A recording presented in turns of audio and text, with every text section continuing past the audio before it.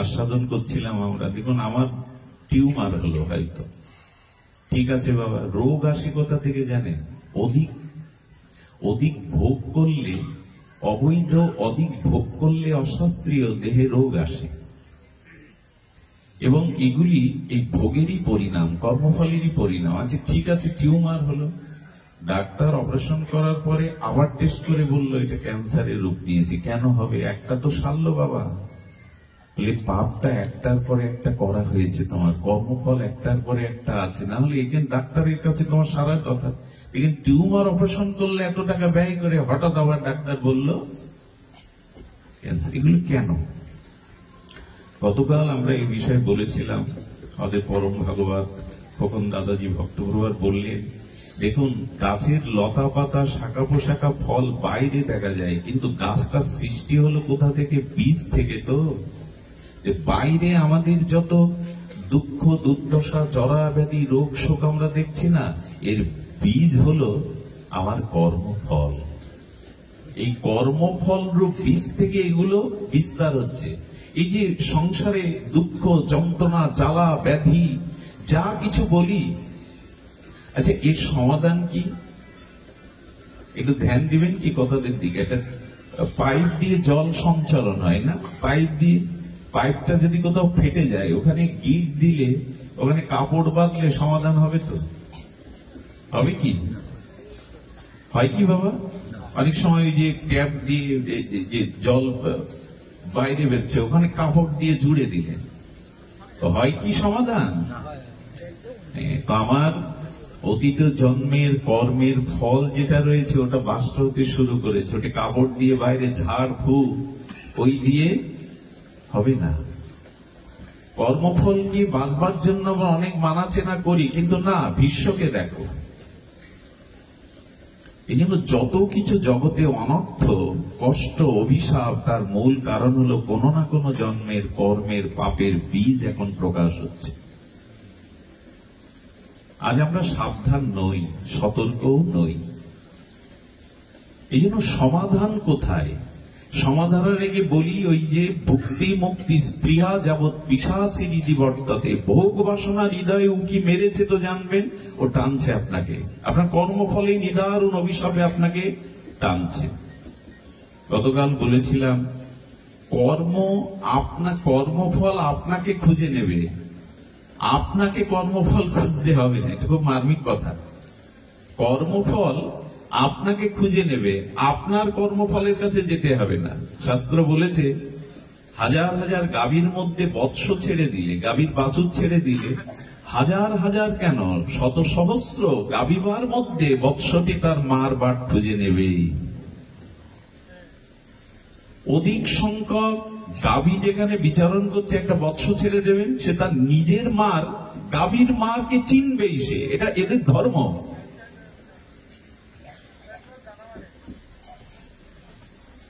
ঠিক তদরূপ আপনি কোটি জন্ম শত জন্ম আগে যে পাপ করেছেন, সেই পাপ রূপ কর্মের ফল এই 800 কোটি মানুষ বা ততোধিক মানুষের মধ্যে আপনাকে খুঁজে নেবে। কথাটি আবার বলি, গাভীর বৎসটি যেমন বহু গাভী মায়ের মধ্যে তার নিজের মাকে খুঁজে পায়, এমনি অনন্ত জন্মের, হাজার জন্মের, শত জন্মের পেছনের পাপের কর্মফল ওই বৎসটি যেমন মা খুঁজে পায়, কর্মফল আমাকেও খুঁজে পাবে। ভাববেন না ভিড়ে হারিয়ে গেছে, খাতা হারিয়ে গেছে, লেখা নেই, এরকম না। বাছুর যেমন মাকে খুঁজে পায়, কর্মফলও আমাকে খুঁজে নেবে। আপনাকে যেতে হবে না কর্মফলের কাছে, কর্মফল আপনাকে খুঁজবেই, ভোগাবেই।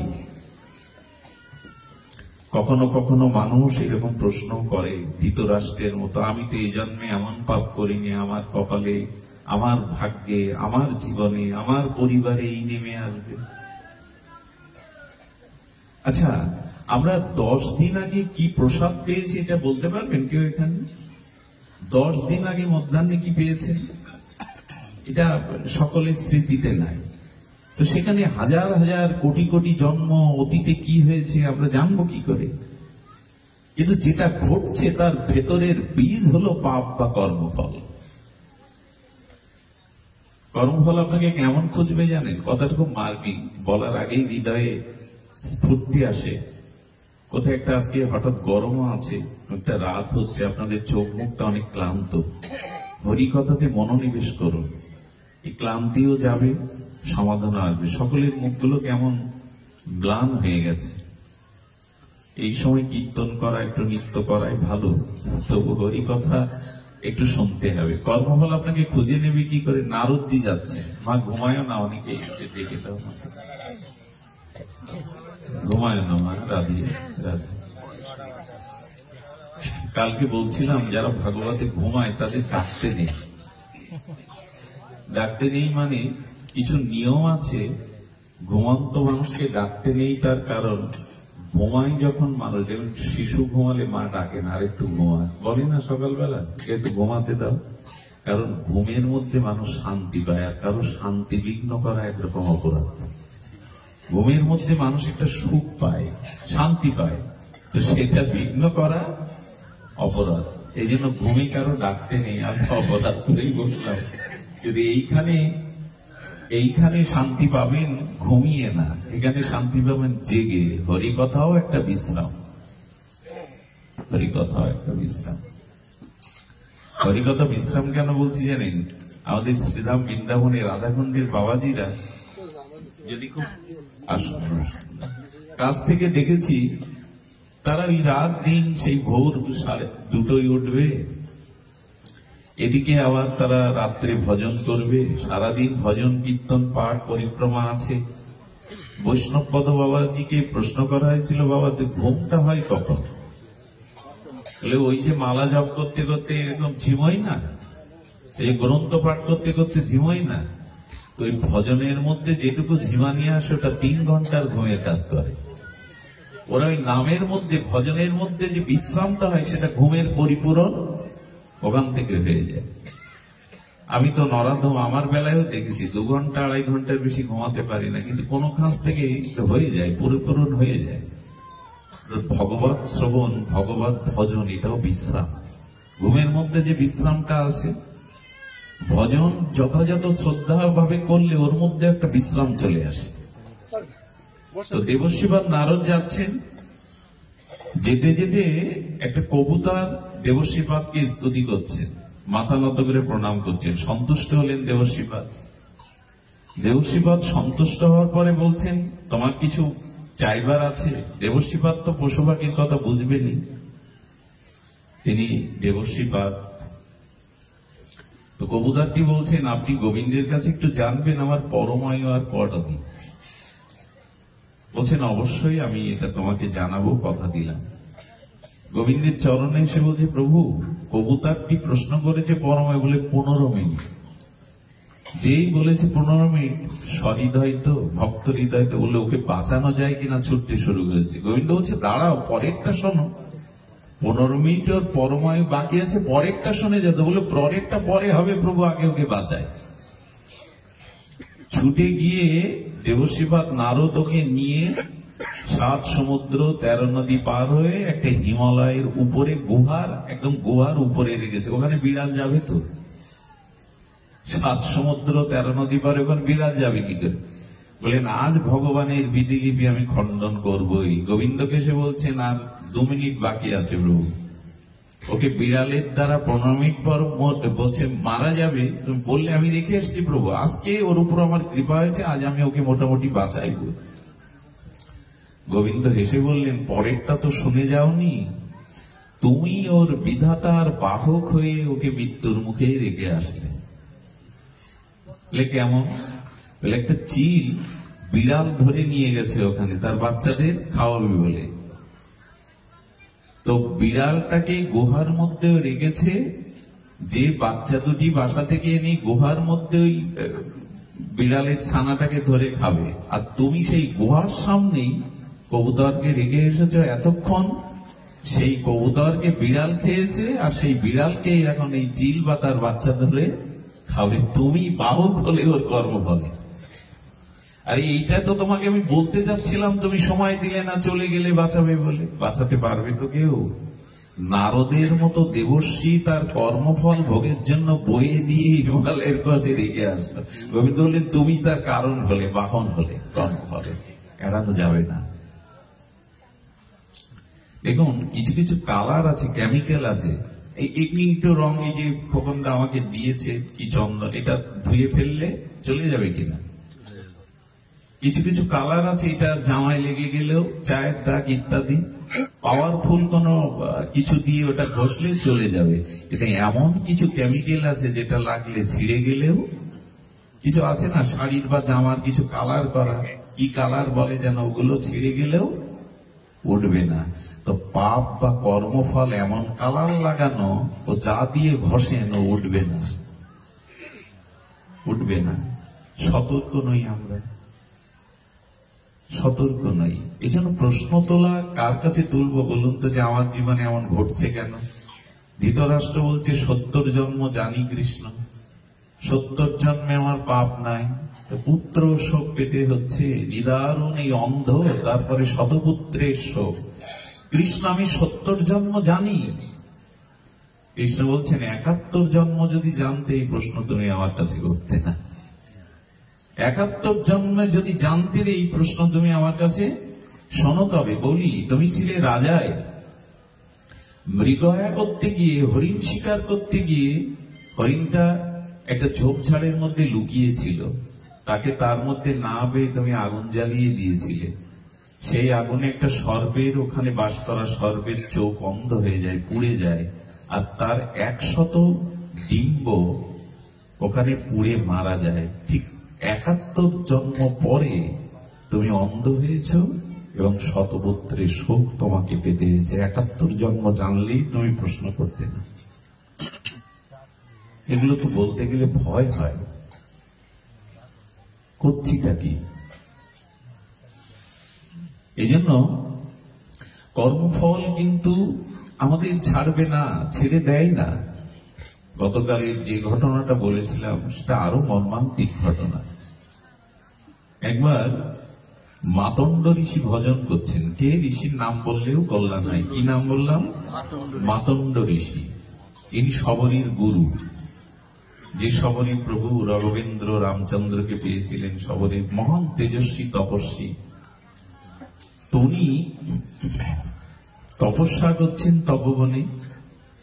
একজনের গাভী দৌড়াতে দৌড়াতে ওনারই আশ্রমে প্রবেশ করে ওখানে অবস্থান করছে। সেই পেছনে গাভীর মালিক এসে রাজার কাছে নালিশ দিল, বিচার দিল যে আমার গাভী চুরি বা হরণ করে ইনি আশ্রমে রেখেছে। রাজা তৎকালীন চোরকে সাজা দিত। ওই সেই সময় শোলের চরকা শোল, ওখানে বসে কাটতে কাটতে দেহটা নাশ হবে। কি নিদারুণ ভয়ানক! মাতণ্ড ঋষি বিনা বাক্যে মৌনী তপস্যা করছেন। যখন শুলের উপরে, চক্রের উপরে দেয়া হচ্ছে, উনি ক্ষতবিক্ষত হতে যাবেন, তখন মাতণ্ড ঋষি মনে মনে কোনো প্রতিবাদ করলেন না। কেন? দোষ তো ওনার নাই। বললেন কর্মফলে যদি থাকে আমাকে মেনে নিতেই হবে। এই হলো ভক্তের লক্ষণ। কর্মফলে যদি থাকে আমাকে এটা মেনে নিতে হবে। রাজার কানে কে এসে বলল, আপনি জানেন না কার মৃত্যুদণ্ড দিচ্ছেন? ইনি মাতণ্ড ঋষি, মহর্ষি। কি অন্যায় করছেন আপনি? পূর্ব বৃত্তান্ত শোনার পরে উনি ক্ষমা চাচ্ছেন। এই ঋষিবর, এটা আমার অজ্ঞতা, এটা আমার অজানা ক্রমে একটি মহা ভুল, অপরাধ হয়ে গেছে, আপনি ক্ষমা করুন।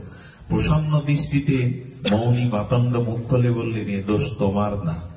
কিন্তু আমি ভাবছি আমি ঋষি, আমি প্রজ্ঞাবান, আমি আমার অনন্ত জন্মের কথা জানি, আমার এমন কোন পাপ নেই আজ আমাকে শুলের উপরে উঠতে হবে। আচ্ছা, আমাদের দণ্ড দেন কে? দণ্ডদাতা কে? যম। চিত্রগুপ্ত লেখেন আর দণ্ড দেন যম। ঋষি এত বড় তপস্বী, যমকে আহ্বান করেছে, আমার পাপটা বর্ণনা করো। কোন পাপে আমাকে এই শুলের উপরে, চক্রের উপরে উঠতে হলে এটা বর্ণনা করো। তিনি কাঁপতে কাঁপতে, ঋষির এই তেজস্বী আর ভাষায় উত্তর দিতে দিতে গিয়ে কাঁপতে কাঁপতে বললেন, আপনি 8 বছর বয়সে কোন এক জন্মে একটা চড়ুই পাখির চোখ অন্ধ করে দিয়েছিলেন, সেই পাপ লেগে গেছে আপনার।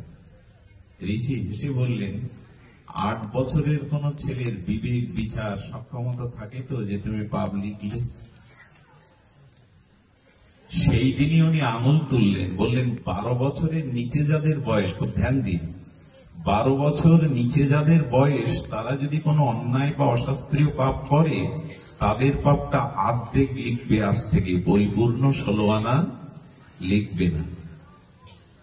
আর যদি 8 বছরের নিচে কোনো সন্তানাদি পাপ করে, কারো জিনিস চুরি করলো, পাপটা আংশিক যাবে ওই পুত্রে আর আংশিক তার পিতামাতার, কারণ পিতামাতার সতর্ক হতে হতে তার ছেলে যাতে অন্যায় পথে না যায়। এই বিধান সেদিন থেকে যৌম অবনত মস্তকে মেনে নিল। এই জন্য শিশুদের দোষ ত্রুটিগুলো পিতামাতাকে খেয়াল করতে হয় এই জন্য, এবং শিশুদের দোষ ত্রুটিগুলো পিতামাতাতেও এবং পুত্রতে আদা আদি ভাগ হয়। তখন যমকে বললেন, তুমি যে লঘু লঘু পাপের এত বড় দণ্ড দিলে আমার মতো ঋষিকে, এখন তোমার এই ক্রিয়াকর্মের ফল তো তোমাকে নিতে হবে। ধ্যান দিচ্ছেন তো? ঋষি তখন প্রশ্ন তুলেছে যমের দিকে, যে তোমাকে তোমার এই কৃতকর্মের ফল নিতে হবে। কি দিল জানেন? কি আশ্চর্য! এ কথা শুনে যদি হৃদয় একটু ভয় হয় তো ভালো, আর যদি আমার মতো ভয় না হয়, জানবেন এই কথা শুনে কাজ হবে না। যমকে বলছে যে তুমি লঘু অপরাধে তুমি গুরুদণ্ড দিয়েছ, এই জন্য আমি তোমাকে অভিশাপ দিচ্ছি, তোমার কর্মের ফল যম তোমাকে ভুগতে হবে। তুমি একই সাথে জন্মাবে, কিন্তু তুমি হবে অন্ধ, রাজা হয়ে উপভোগ করতে পারবে না এই দণ্ডে। আবার তুমি প্রজ্ঞাবান শ্রেষ্ঠ জ্ঞানী হয়ে জন্মাবে, শ্রেষ্ঠ জ্ঞানী হয়ে জন্মাবে, কিন্তু তুমি সেই জ্ঞান বা এই রাজত্ব সুখ শান্তি ভোগ করতে পারবে না। এই যমই একই সাথে জন্মেছিলেন ধৃতরাষ্ট্র আর বিদুর হয়ে। চিন্তা করা যায়, একটু অপরাধ করে বললেন, ঋষির বিচারটা সাজাটা একটু বেশি দিয়ে বললেন, এখানেই কর্মের দোষে যমকে পর্যন্ত, ধৃতরাষ্ট্র অন্ধ হলো, রাজা হলো, কিন্তু ভোগ করতে উপভোগ করতে পারল না। আর বিদুর জ্ঞানী ছিল, কিন্তু তার হাতে কোনো সুখ বা ক্ষমতা কোনোদিনই আসেনি। আমাদের কি হতে পারে? আমাদের কি হতে পারে? এই জন্য সতর্ক করা হচ্ছে, জীবনটা অল্প দিনে, নিজের সুখ সুবিধা ভোগের জন্য কর্মটাকে সুন্দর করো। এটা দেখুন, সুখ ভোগ করার জায়গা পৃথিবী না, দুঃখ ভোগ করা, নিদারুণ নির্জলা দুঃখ ভোগ করার জায়গাও পৃথিবী না। খুব মার্মিক একটা কথা। সুখ ভোগ করার জায়গা স্বর্গ, আর অনন্ত দুঃখ ভোগ করার জায়গা নরক। পৃথিবীটা হলো কর্মপ্রধান জনি। এখানে পাপ পুণ্য আছে, কিন্তু তার থেকে নিষ্কৃতির একটা উপায়ও স্বর্গে গেলে শুধু পুণ্যই ভোগ করবেন, ওখানে দুঃখ বলে কিছু নেই। আর নরকে গেলে সুখের লেশ মাত্র নেই, দুঃখ ভোগ করতে হবে। কিন্তু পৃথিবী নামক জায়গাটা কর্মজনী, এখানে সুখ দুঃখ দুটোই ভোগ করতে হবে। আর এই দুটোই ভোগ করার মধ্যে আপনি অনন্ত কর্মফল এড়িয়ে নিজেকে মুক্ত করবার জায়গায় একটাই, সেই পাপ মুক্তি হয়ে আবার মুক্ত হবার জায়গা একটাই। পৃথিবী সুখ দুঃখ ভোগ করার শুধু জায়গা না, এখানে কর্মজনী নূতন কর্ম সৃষ্টি করে নিজেকে উদ্ধার করতে পারে। এই জন্য বলি, কর্ম যেটুকু করছেন, ক্ষুদ্র বা বৃহৎ, সেই কর্মটা দেখুন, কর্মের দোষ আসবে না যদি কর্মটা ওই যে নিজের ভোগ পূরণ, কামনা পূরণের জন্য যদি না হয়ে, নিজ সুখের জন্য না হয়ে, যদি অন্যের সুখের জন্য কর্ম করতে পারেন, অন্যের মঙ্গলের জন্য কর্ম করতে পারেন, আমি মুক্ত। যদি নিজের সুখ নিজের ভোগ ছেড়ে আপনি জগৎ বা জীবের কল্যাণের সিদ্ধান্ত নিয়ে নেন, আপনি মুক্ত হতে পারবেন। শুনুন, ভারতবর্ষের ইতিহাসে, ধর্মীয় ইতিহাসে এটা আছে। এই জগতে পূজা পেয়েছে দধিচি। পূজা কে পেয়েছে? দধিচি। নিজের হাড় দিয়ে, নিজের অস্থি দিয়ে, হাড়ের মধ্যে অস্থি দিয়ে, ঠিক আছে, অস্থি দিয়ে তিনি দেবতাদের বজ্র দিলেন। সেই বজ্র দিয়ে বেত্রাসুর বধ হলো এবং দেবতারা শান্তি পেলেন। একবার ভাবুন তো, হাজার হাজার বছরের তপস্যা লব্ধ অস্থি দিয়ে দিলেন জগতের কল্যাণের জন্য। এটা গল্পগাথা নয়। অপরের জন্য নিজ সুখ ত্যাগ করে, নিজের ব্যক্তি নিজের ভোগ ত্যাগ করে যারা জীব জগৎ অন্যের কল্যাণের জন্য সর্বস্ব অর্পণ করে, এরাই তো প্রণাম পাওয়ার যোগ্য, এরাই তো ইতিহাস হওয়ার যোগ্য, এরাই তো বন্দনা প্রণাম পাওয়ার যোগ্য। ভোগীকে কে প্রণাম করে, ভোগীকে কে সম্মান করে জগতে? রন্তিদেব, তার কথা মনে আছে? রন্তিদেব প্রজার সুখের জন্য রাজা হয়েও তিনি তপস্যা করতেন, যজ্ঞ করতেন, উপবাস করতেন প্রজাদের মঙ্গল যাতে হয়। তো তিনি বহু বছর, বৃষ্টি হচ্ছে না দিনে, তিনি বহু বছর উপবাস থেকে জপ তপ করলেন, বহুদিন করলেন। জপ তপ সিদ্ধ হয়ে যখন মেঘমালা সৃষ্টি, বর্ষা এলো, কৃষকরা স্বস্তি ফেলে নূতন করে ফসল ফলানোর জন্য কৃষকের মুখে হাসি পড়ল, তখন 4টে রুটি সবজি জল নিয়ে বসেছেন বহুদিন পর, যে আমার তপস্যা পূর্ণ হয়েছে, বিধাতা জীবজগতের মঙ্গলে বৃষ্টি দিয়েছে, মেঘ সৃষ্টি হয়েছে যজ্ঞের পরে। রুটিটা যখন নেবে, একজন ক্ষুধার্ত এসে বলছেন বড় ক্ষুধার্ত, একটা তাকে দিয়ে দিল। একজন শ্মশানের চন্ডাল এসে বলছে শ্মশানে দাঁড়িয়ে দাঁড়িয়ে ক্ষুধায় কাতর, যদি রুটি একটা দিয়ে দিল। 4টে কুকুর এসে বলছেন আমরা 2 দিন কিছু পাইনি, 2টো রুটি 4 ভাগ করে ওদের দিয়ে দিল। যেই দিয়ে দিল, জলটা নিতে যাবে, আর একজন বুভুক্ষ লোক এসে বলছে কিছু যদি না হয় আমাকে একটু জল দিন। জলটা দেওয়ার পরে উনি প্রশস্তি করছে, প্রভু আমার সামনে যা ছিল অন্যের সেবায়, অন্যের কল্যাণে লাগলো। যখন স্তুতি করছে তখন সব দেবতারা প্রকাট হয়ে গেছে, ভগবান প্রকাট হয়ে গেছেন। রত্নীদেব, আপনি নিজের ভোগের সুখের একটু আহার পর্যন্ত অন্যের কল্যাণে দিয়েছেন, আপনাকে আমরা বর প্রদান করব। আপনি কে অনন্তকাল স্বর্গে না, স্বর্গের দেবরাজ ইন্দ্র করে আমরা নিয়ে যাব। তখন কি বলছেন জানেন? আচ্ছা, স্বর্গে দুঃখী ব্যক্তি আছে, খুব ধ্যান দিন, স্বর্গে দুঃখী ব্যক্তি আছে বললেন না, ওখানে ভোগ আর ভোগ, সুখ আর সুখ। বললেন তাহলে তো আমি স্বর্গের দেবরাজ ইন্দ্র হব না, কারণ আমার একটাই ব্রত, দুঃখী জীবদের মুখে হাসি ফোটানো, মানুষের একটু সেবা করা। এই জন্য আমি স্বর্গে যাব না। আমাকে যদি নরকে যেতে বলেন আমি রাজি আছি, ওখানে গিয়ে বুভুক্ষ দুঃখিত পীড়িত মানুষের যদি আমি সেবা করতে পারি। ভাবা যায় রন্তিদেব এর চরিত্রটা। অরুণী কি করলো? গুরুদেব বলছে আশ্রমে জল ঢুকছে। এখন তো গুরুদেব 7 বার 10 বার বললে আমরা আদেশ পালন করি না, বলছে যে জল ঢুকছে। ও গিয়ে কি করে এড়াবে? শিশু কিশোর শুয়ে পড়লেন, সারাটা রাত নিজে দেয়াল হয়ে শুয়ে পড়লেন জল যাতে আটকানো যায়। দেখুন, নিজের কথা তারা ভাবিনি, মৃত্যুর কথা ভাবিনি। এভাবেই অরুণী নিজেকে এমনি করে দিয়ে দিলেন। এরকম দৃষ্টান্ত আমাদের সমস্ত শাস্ত্র জুড়ে আছে। আমার বলবার ইচ্ছা, যে কর্মে অন্যের হিত হয়, অন্যের কল্যাণ হয়, অন্যের মঙ্গল হয়, দুঃখ থেকে মানুষকে যত নিষ্কৃতি দেওয়া যায় নিজের সর্বস্ব দিয়ে, সেই মানুষই এই কর্মফলের হাত থেকে কিছুটা নিষ্কৃতি পায়। মানুষের দানেও দুর্গতি খণ্ডে, জানেন? দানে কি খণ্ডে? দুর্গতি খণ্ডে। দেখুন, দানটা যদি উপযুক্ত পাত্রে হয়, দুর্গতি খণ্ডে। এই আমরা দান নিতে শিখেছি, দানটা দিতে শিখিনি। কি করে আমাদের দানে দুর্গতি খণ্ডে, কথাটা শাস্ত্রে আছে। দেখুন কি করে খণ্ডে। আপনাদের মনে আছে শ্রীকৃষ্ণ দ্রৌপদীর কাছে গিয়ে বললেন শাক লতা পাতা আছে কিনা দেখো একটু সিদ্ধ। আচ্ছা, দুর্বাসা 60,000 ঋষি নিয়ে যখন গেলেন যে আমরা ক্ষুধার্ত, আমাদের খেতে দাও, দ্রৌপদীর কিছু আছে তো ঘরে? কৃষ্ণকে স্মরণ করলেন। দেখুন দানে কি হয়। আচ্ছা, শ্রীকৃষ্ণ পঞ্চপাণ্ডবদের এই লজ্জার হাত থেকে বাঁচাতে পারতেন না? কৃষ্ণ চাইলে ওদের ক্ষুধা নিবৃত্তি করতে পারতেন না? ভগবান স্বয়ং জোগাড় করতে পারতেন না? একটু কথা বলুন। তো দ্রৌপদীর কাছে হাত পারলেন কেন? তোমার সাকান্ন এক টুকরো আছে কিনা আমায় তাড়াতাড়ি দাও, দ্রুত দাও। আমার বলবার ইচ্ছা, স্বয়ং সমর্থ ভগবান পারতেন না দ্রৌপদীর কাছে ওই এক কণা না আছে ব্যবস্থা করতে? পারতেন কিনা? পারতেন। চাইছেন কেন? ভগবান জগৎকে দেখাচ্ছেন আমাকে তো দাও তবেই তো পাবে তুমি, আমাকে যে না দেয় সে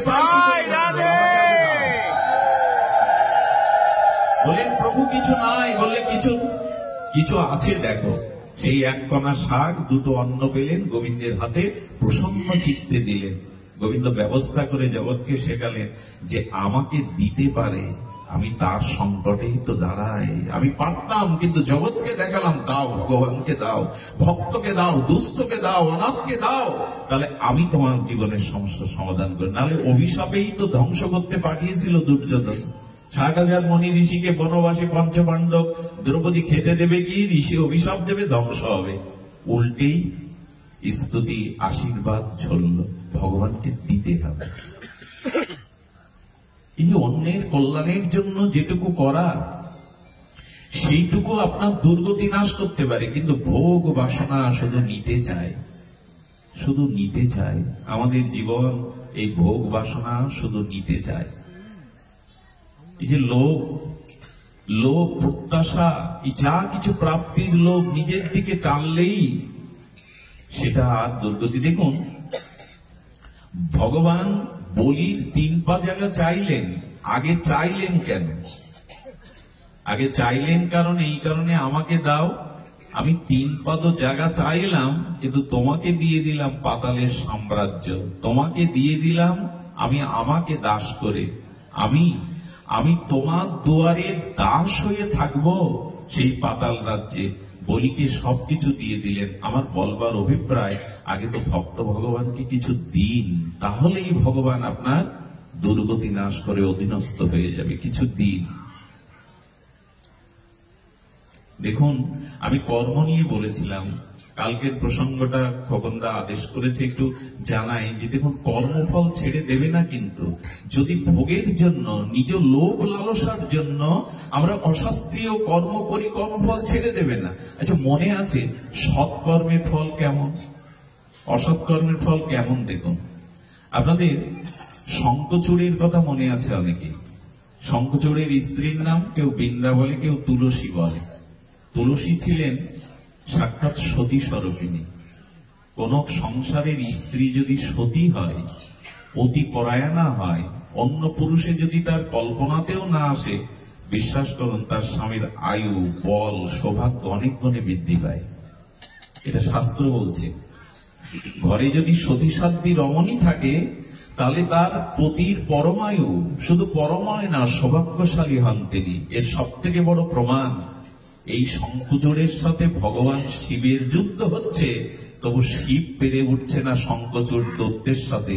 ভগবান শঙ্কর পারছেন একটা অসুরের সাথে। কারণ কি? কারণ স্ত্রীর সতীত্ব বল। এসব কথাগুলো কথা নয়, বাদিয়ে রাখবার মতো।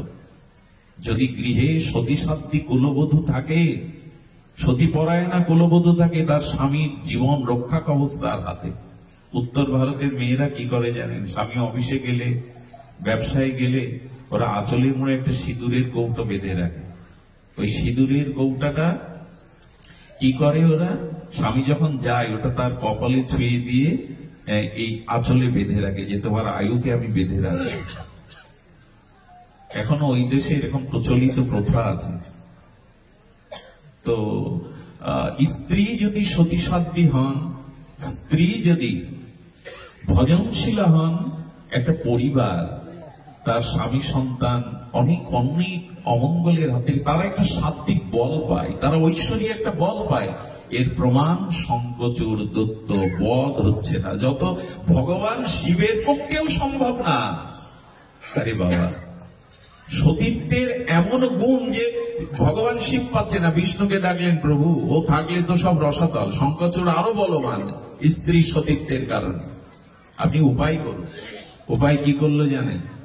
ভগবান বিষ্ণু সমাধান করতে এসে কি করলেন আপনার সকলেই জানেন, যে ভগবানই লীলা। তুলসী আর কেউ না, তুলসী ভগবানেরই শক্তি।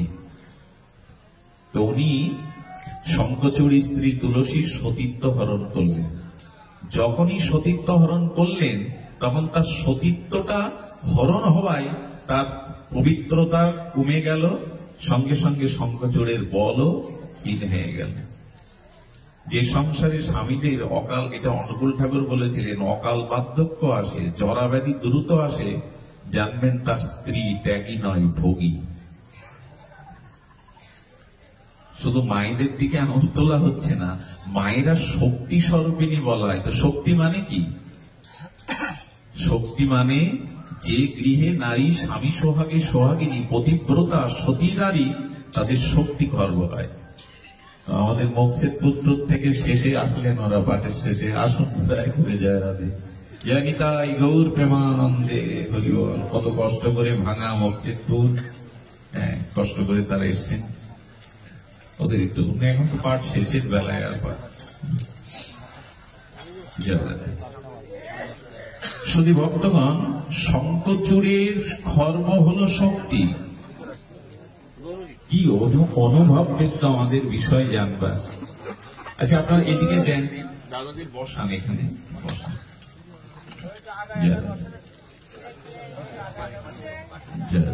কি হলো? শঙ্খচূড় বধ হলো শিবের দ্বারা। আচ্ছা আমরা যদি আপাতত একটু দৃষ্টি দেই, এই কর্ম কি ভগবান বিষ্ণু বা ভগবান শঙ্করের এই কর্মের ভিতরে আমরা কি যথার্থতা পেলাম? একজন সতীর সতীত্ব হরণ করলেন ভগবান তুমি, এবং তার স্ত্রীর সতীত্ব তেজ প্রভা কমে যাওয়ায় বধ হলো, আর ভগবান শিব যুদ্ধে জয় গ্রহণ করলেন। দেখুন, সূর্যতে যেমন আধার আসে না, বাবা একটু বসতে দাও, সূর্যেতে যেমন আধার আসে না, ভগবান কর্মফলের ঊর্ধ্বে, ভগবানের গায়ে কোনো কর্মফল আসে না, তিনি সূর্য স্বরূপ, সেখানে অন্ধকার প্রবেশ করবে কি করে? কিন্তু জগৎকে জানাবার জন্য, জগৎকে শিক্ষার জন্য, জগৎদেবের দৃষ্টান্ত স্থাপনের জন্য বললেন আমি ভগবান। বিষ্ণু সতীত্ব হরণ করার কারণে আমি বিষ্ণুর অবতার রাঘবেন্দ্র রামচন্দ্র, আমি যখন রাম হলাম তখন আমার উপরে কর্মফলটা কি করে এলে দেখো। আমি যেদিন রাজা হব সেদিন আমাকে বনবাসে যেতে হলো। ভগবান বলছেন আমি শঙ্খচূড়ের স্ত্রী তুলসীর সতীত্ব হরণ করায় আমি বিষ্ণু যখন রাম হলাম, তখন কি হলো? তখন আমি যেদিন রাজা হব সেদিন বনবাসে গেলাম। সীতা যখন উদ্ধার হলো, তারপরে সীতা রাবণের মূর্তি আঁকতে গিয়ে অযোধ্যাবাসী বলল যে বহুদিন পরের ঘরে ছিল রাবণের ঘরে, সীতার মনে পাপ ঢুকেছে, তো দাও বনবাসে দাও। রামচন্দ্র প্রজাদের বোঝাতে পারলেন না, বাল্মীকি এসে বললেন আমি কোটি জন্মে তপস্যা রেখে প্রতিজ্ঞা করছি সীতা মায়ের কোনো দোষ নাই। কেউ শুনলই না। সীতা বনবাসে গেল। বনবাসে গেল কেন? বলে তুলসী সীতা হয়ে এসেছে, কর্মফল দেখাচ্ছে, সতীত্ব হরণের কর্মফল আমাকেও নিতে হলো, পতি ছাড়া হয়ে, রাজ্য ছাড়া হয়ে আমাকেও বনবাসে যেতে হলো। সীতা দেখাচ্ছেন আমাকেও ছাড়েনি, কর্মফল তোমাদের ছাড়বে কেন? কি মর্মান্তিক কথা গো। সবকিছু ভগবানের কর্মফল ভুগতে হয়? ভুগতে হয় না। আমাদের দেখাচ্ছেন দেখো, কর্ম বিক্রিয়া হলে, অশাস্ত্র কর্ম হলে তোমাকে কি নিতে হবে। তারপরে রামচন্দ্র যুদ্ধ করে ফিরে এলেন, লবকুশ বনেই হলো, তাদের মুখও দেখলেন না। যখন লবকুশের সাথে মিলন হলো তখন আবার প্রভুর অপ্রকাট হওয়ার সময় এসে গেল। সারাটা জীবন বিষণ্ণতায় করতে হলো। আর যে শঙ্কর বিষ্ণুর দ্বারা তুলসীর সতীত্ব হরণ করে শঙ্খচূড়কে বধ করলেন, সেই ভগবান শিবের কর্মফল তিনি কি করে ভুগলেন? বলে প্রভু তোমার দাসত্ব করে আমার কর্মফল ভুগতে হবে। এই ভগবান শিবই হনুমান হয়ে এসে রামের দাসত্ব করলেন সারা জীবন। ছেড়েছে কাউকে? দৃষ্টান্ত হলো কর্মফল তোমাকে ছাড়বে না। এই জন্য ভক্তি মুক্তি স্পৃহা যাবৎ পিশাচী রীতি বর্তাতে। ভোগ বাসনা থাকলেই, লোভ ভোগ বাসনা থাকলেই তোমার জীবনে নেমে আসবে এই কর্মফল। আমি কপিল বনিতে কথাটি বলেছিলাম, কিছু মনে নিবেন না। এক এক কথা বারবার চলে আসে, তবু বলবো আমাদের জীবনে এখন একটু ফিরে দেখা দরকার। আমি প্রসঙ্গটি বলেছিলাম যে সিসি ক্যামেরা এখন সবখানে। তার কারণ হলো অপরাধ থেকে বাঁচবার জন্য, সুরক্ষা পাওয়ার জন্য সিসি ক্যামেরাটা লাগানো হয় যে কি ঘটছে এটা যাতে দেখতে পায়। আমার মনে হয় আমাদের জীবনে এখন দুটো ক্যামেরা ফিট করা দরকার হয়ে পড়েছে। সিসি ক্যামেরা মানে এক বিবেক আর বিচার। সিসি ক্যামেরা মানে বিবেক আর বিচার। এটা নিজের দিকে একটু রেখে দেওয়া দরকার। আমার ভেতরটা কি, আমি দেখতে পাচ্ছি কি? আমি তো সাধু হয়েছি, বৈষ্ণব হয়েছি, আমি এ পথে এসেছি, আমি তিলকমালা নেই, আমি দীক্ষা শিক্ষা নিয়েছি, কিন্তু সিসি ক্যামেরার দ্বারা নিজেকে দেখছি। কি দেখবেন এখানে? হ্যাঁ বলছেন দেখো তিনটে জিনিস তোমার ভিতরে, এই বিবেক বিচার সিসি ক্যামেরা দিয়ে দেখো এই তিনটে জিনিস তোমার ভিতরে ক্রিয়া ফেলছে কিনা। সেটা লোভ বা অহংকার বা মোহ, এগুলি প্রভাব ফেলছে না তো? চোরকে ধরবার জন্য, সম্পদকে সুরক্ষার জন্য ক্যামেরা লাগিয়েছে, তো নিজেকে বাঁচানোর জন্য তোমার বিবেকের ক্যামেরাটা লাগিয়ে দেখো লোভ আছে কিনা। আগেই বলেছি পাপের পিতার নাম বা বাপের নাম লোভ। সেই ঘটনাটা বারবার ফিরে আসছে, কেন জানি না, তবু আপনাদের একটু আস্বাদন করায়। আমাদের অধ্যাত্ম রামায়ণে এই ঘটনাটি আছে। এক কুকুর যাচ্ছেন, মন্দিরের এক পূজারী মন্দিরের বারান্দায় থেকে একটা ইট ছুড়ে দিলেন। আচ্ছা, দরকার ছিল কোনো? দরকার ছিল কোনো? কুকুরটা আঘাত পেয়ে রঘুপতি রামচন্দ্রের সময় তখন প্রভুকে বললেন, প্রভু বিচার চাই, আমি যাচ্ছিলাম, আমি তো কোনো অন্যায় করিনি, আমাকে কেন আঘাত করলো, বিচার চাই।